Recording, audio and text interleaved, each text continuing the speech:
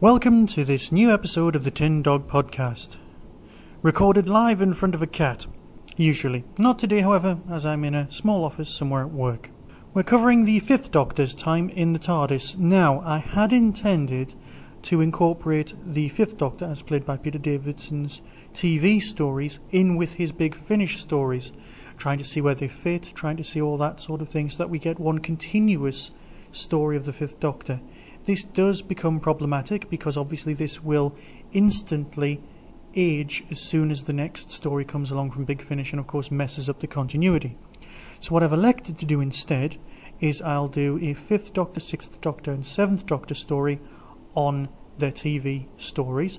The 8th Doctor will be the 8th Doctor and his subsequent Big Finish stories, and then at some point in the future I will do complete Big Finish reviews. That will be 5th Doctor, 6th Doctor, 7th Doctor, 8th Doctor stories, all reviewed either in production order or more likely the order that they're meant to be in when you listen to them. Does that make sense? So basically what I'm saying is this week I'll be talking mostly about Peter Davidson's time in control of the TARDIS. Now, in 1982, in January, which is when Peter Davidson started, I was 9. Ah, bless. And my doctor, the only doctor I'd ever known, had taken a fall from a radio telescope, and then he'd gone all blurry, turned into somebody called the Watcher, who when I was 9 I didn't really understand. And to be honest, looking back at the story now, I'm still not completely sure who the Watcher was. And then from that he turned into the bloke off the vet programme that we watched on a Sunday, or, as he was known, Peter Davidson. Now, Peter Davidson, of course, from this point onwards, becomes a lot of people's doctors. He is less visually frightening, as I've been told by some of my younger friends, than Tom Baker was. A lot of people were frightened of Dr. Eyes, as he was known to some people. Peter Davidson was a lot more acceptable, and of course was younger to some people. Hence the whole crossover. But to some people of my generation, there was a whole, oh, we've got a new actor playing him, I've never seen that happen before. BBC Two had shown the 5 Faces of the Doctor season at some point around now to try and make you feel better about there being a new Doctor, and it did help. It did allow me, as a child, to experience other Doctors for the first time. So, we start with Castrovalva, named after an M.C. Escher painting. M.C. Escher is not a rap artist. Yo, I am M.C. Escher. That was a terrible voice. I apologise for anyone who hates me doing voices. Basically, it's another regeneration story, and again, they're never as wonderful as you would like. However, this one is one of the best. We've got a full TARDIS crew now, consisting of Tegan, the Australian air hostess, and of course my first major TV crush, Nyssa, who at the time felt fairly inconsequential, but looking back on it, she was a very good companion. Adric, yes, Adric, not as bad as everyone seems to make out, and at the time I know I liked him, and that I find weird. So we've got a full TARDIS, quite a large cast. Does allow the narrative to be split into 2 and have people talking to each other. So the story of Castrovalva is newly regenerated Doctor tries to heal himself and become more whole. His companions try to help out, but are tricked by the Master, first into returning to Event 1, which is the beginning of creation in the TARDIS, which would destroy the TARDIS and the Doctor. The Master at this point, of course, is played by Anthony Ainley, the character of which, of course, was Nyssa's father. She was never particularly fond of that storyline. Anyway, after that escape, they arrive on a place called Castrovalva. The Master's plans at this point are again convoluted, kind of pointless, and a bit, well, they're just complicated, really. Castrovalva is a made-up place which appears in the non-existent computer paperbacks from the top. Look, just watch it. It's good. It's well done. And again, it's got the bloke out of Grange Hill, who was in Arvida's Impet, who was also in Pyramids of Mars. That's a good story, followed oddly by Fort of Doomsday. Now, until I saw it on VHS several years later, I was kind of unfamiliar with the story as a whole. Fort of Doomsday just didn't really fit. It's a studio-bound story, and I think the only thing that I remembered was the Doctor leaves the TARDIS without a spacesuit and with only a helmet. Now, as a child, I knew that that was wrong, and the Doctor should be wearing a spacesuit. It really, really annoyed me, because up to that point, I kind of had faith in Doctor Who as a source of science. I was 10. What are we saying? So, Fort of Doomsday is a spaceship which has not passed the speed of light. The Doctor's got a very odd relationship with the speed of light. Half the time he's saying that you can't go faster, the other half they're saying, of course you can, you just need the right equipment. It's a very odd thing, but either way, this spaceship, which has very complicated androids on board who don't have self-control, then they do have self-control, are travelling backwards and forwards from Earth to this planet of the frog people where they're evolving. It's odd, it's a little bit complicated, it's kind of dry. It does have some interpretive dance in it, if that's the sort of thing you like, but I kind of would rather just spin on until we get to Kinder. Kinder's a very nice story. It's part of a two-part story. It's two-part in the sense that in the new series we've got the long game followed by other stories set on Satellite 5. In this story we've got the Kinder, who are a race of sort of, well, they're seen as the noble savage type story, but obviously in Doctor Who the noble savage always knows more than the technological people. It's noteworthy for several reasons. One, it deals with a lot of mystical notions, but mainly it deals with European and especially English colonisation and the way that people can go native, and also it's kind of Heart of Darkness of Doctor Who. It's a nice story. The men of the tribe can't speak unless they're insane or exceptionally clever and have psychic powers. This is Tegan's story. She is possessed by a snake spirit called a Mara. Later on, we'll return to the Mara in the next season in Snake Dance, which was Martin Clune's first story, but I am getting ahead of myself. Definitely worth a look, that one. After Kinder, we have one of my own personal favourites, which is Visitation. Visitation is one of the pseudo-historical stories from Doctor Who. It's got the standard crew of 4 arriving on Earth, and it's 1666, I believe, and that's usually a bit of a giveaway to any historians about how this story ends. The Black Death is ravaging England, and you're kind of, oh, there you go. Some lights in the sky appear, and Fred Elliott from Coronation Street looks up and sees them. He's killed in the first 3 minutes of the story, which is very nice. And it's Manor House, it's a nice period piece. There's some very, very good performances in this story. I would recommend this one, apart from the ending. I don't want to spoil it, but anyone who knows their history even remotely knows exactly what happened in London in 1666. Visitation, pseudo-historical, is followed by possibly the last ever Doctor Who historical, which is Black Orchid. Black Orchid's set in that kind of 1920s, 30s time of the Charleston and the like, and Adric manages to eat quite a large amount of sandwiches in this story. Sadly, that's possibly the highlight. It's got an Agatha Christie feel to it. There's a murder takes place. The Doctor changes costumes, which is always good at this point because everyone seems to have a sort of superhero thing going on where they never get changed for 3 years. And we don't like to question that. What else can I say about this story that won't result in it just being a spoiler? It's a two-parter.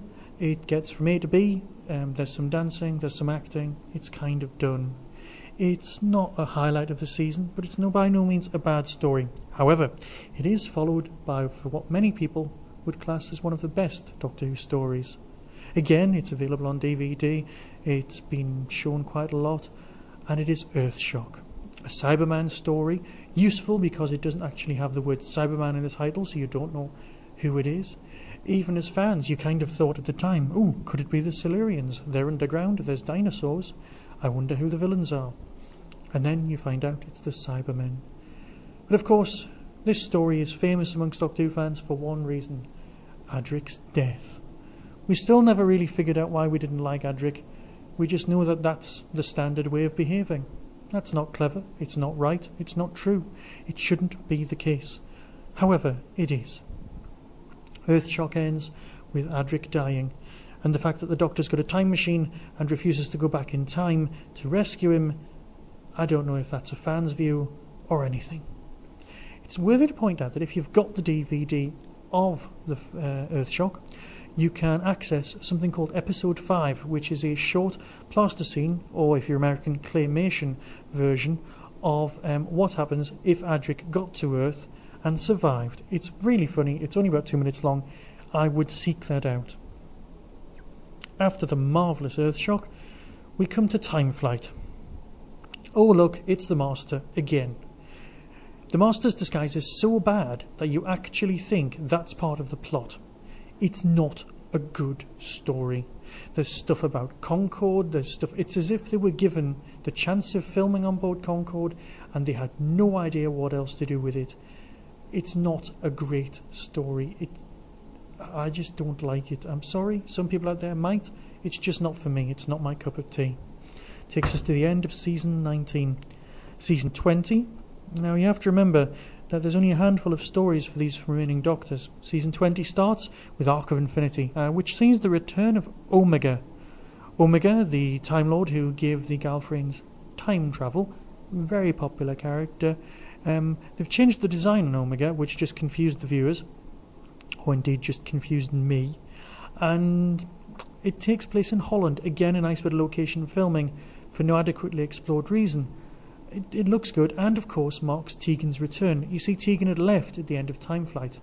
This gap has been milked, and I want to use the word milked, I'm sorry, exploited, that's slightly better, by Big Finish to fit in many stories with just the Doctor and just Nyssa. For example, one of the Fifth Doctor's greatest audios, Spare Parts, fits into this gap. I'll cover those in much more depth later on, or indeed in another show. So, Arc of Infinity, the return of Omega. It's got more Gallifreyan antics, a lot more bickering, as always happens on Gallifrey. And then, of course, Tegan joins the crew again. So it's Tegan, Nyssa and the Doctor. Moving on, we have Snake Dance, which is a return to the Mara again. And the Mara's marvellous. This story also has Martin Clunes, aged about 6, in it. He often tells the story on TV shows when they show this clip. And of course he pretends to be very upset, but knows he's going to get repeat fees for this earring, which was a snake, where people write to him and say, can you tell me all about this earring? And of course it was just a scrunched up bit of tin foil.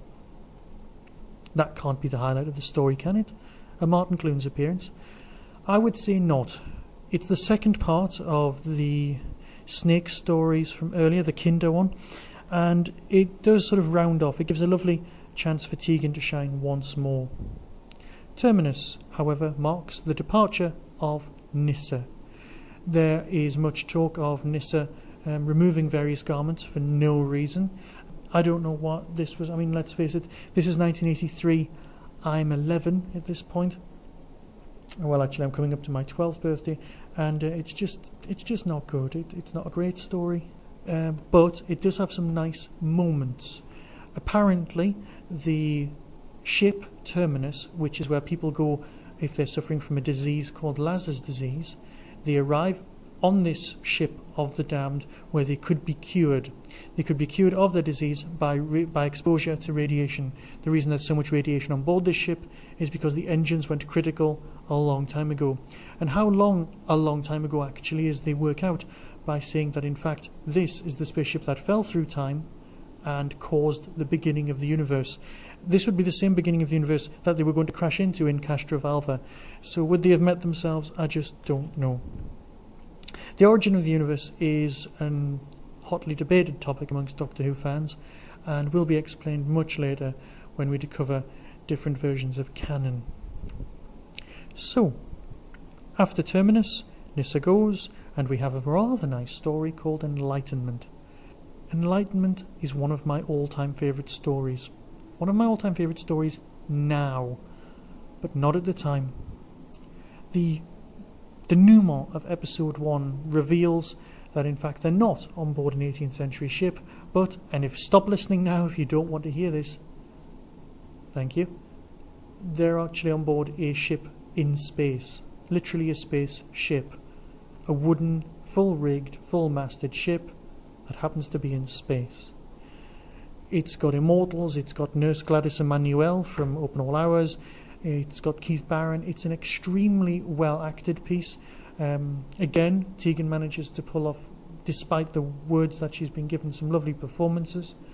It's very, very well done. It deals with a whole extra level of creation in the universe.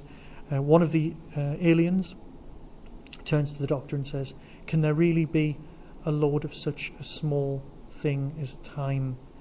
It's really well done. I know that's not a direct quote. I am going off the top of my head after all.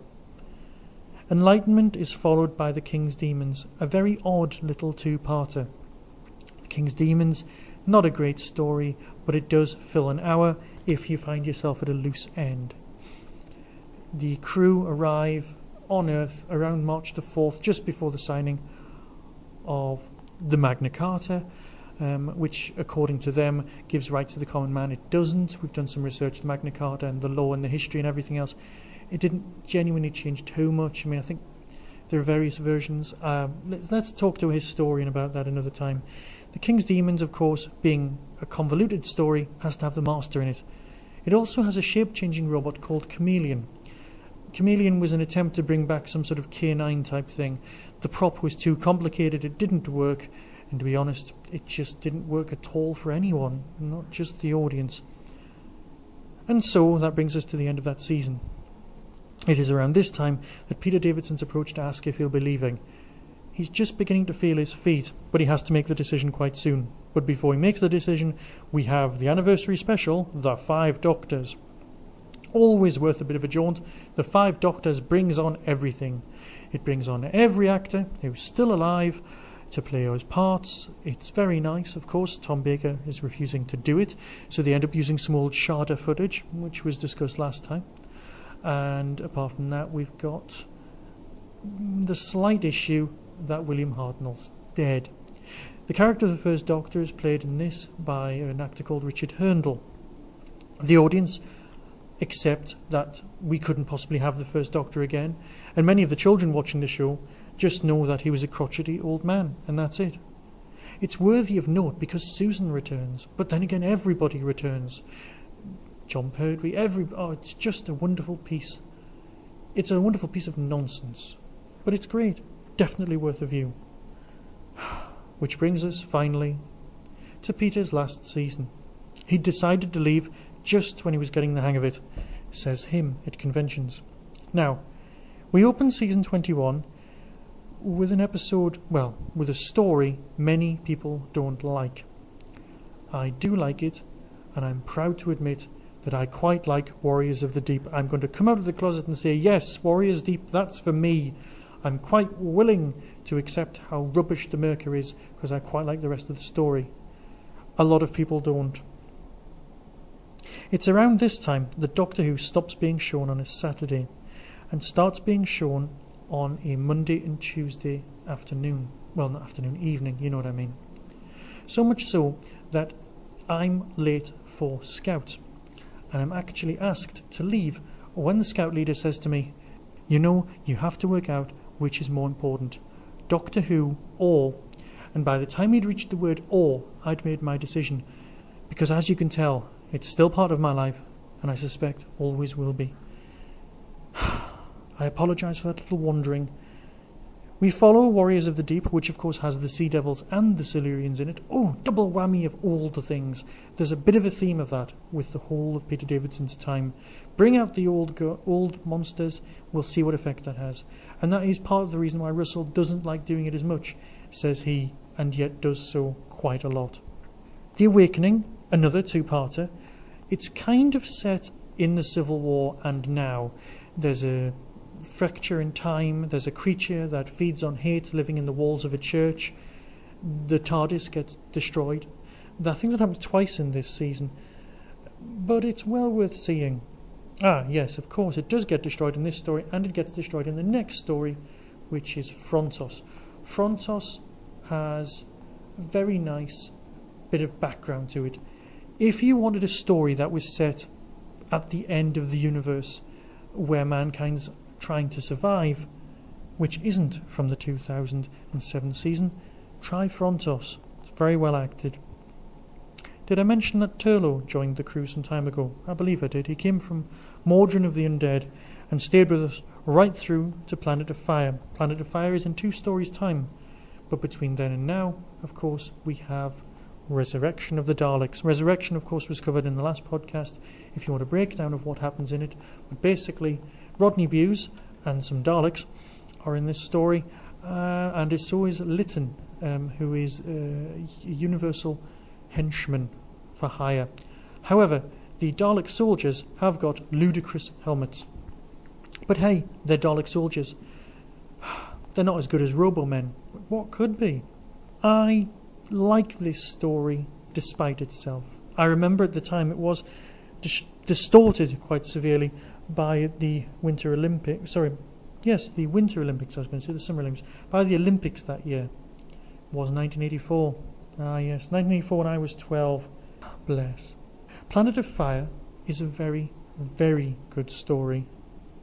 It marks the end of Turlo's time with the TARDIS, where he returns to his people to take his rightful place as their leader. It is sadly overshadowed by Caves of Androzani.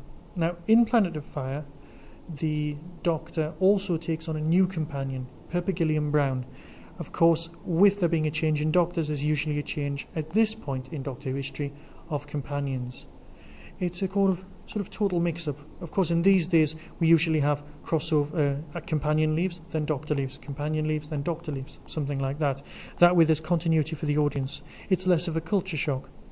So, Planet of Fire finishes, and we're left with Caves of Androzani, which for many people is Peter Davidson's crowning glory. It's a lovely story, excellently acted, excellently thought out. It's got some lovely cliffhangers. It's got everything that Doctor Who should be. Most people see this as the best Davidson story there is. Again, I won't be covering the audios at this point, but I will come back and do them, I promise. So let's give everything marks out of 10. Castrovalva gets an 8. Ford of Doomsday, 6.5, perhaps 7. Kinder, an 8. Visitation, 9. Black Orchid gets a 6. Earthshock gets an 8, but for many people it would be a 9, possibly a 10. Time Flight, I can struggle and I can give it a 6. Arc of Infinity, a 7. Snake Dance, an 8. Mordrin of the Undead, again an 8, a nice story. Terminus, 7. Bye-bye, Nissa. Enlightenment, a 10. However, at the time, a 6. The King's Demon, a 6 then, and a 6 now. 5 Doctors gets a 9. It's almost perfect, but not quite. Don't watch the new version with the ice cream cone. Get the VHS with the proper black obelisk. Warriors of the Deep, I'm sorry, I have to give it a 7 or a 6. No, a 7. No, an 8. Let's give it an 8. I love it. I can't deny it. The Awakening, a 7. Frontos, an 8. Resurrection of the Daleks gets a 9. Planet of Fire, a 7. And Caves of Androzani, a 10. That brings us to the end of this week's show. Be seeing you. You have been listening to the Tin Dog Podcast. If you have been affected by anything discussed in this show, a helpline has definitely not been set up. However, you can email us at tin-dog@hotmail.co.uk or leave a comment or a picture at our website www.tin-dog.co.uk. Doctor Who is a registered trademark of the BBC and they'll come round and bite you if you misuse it. No infringement is intended.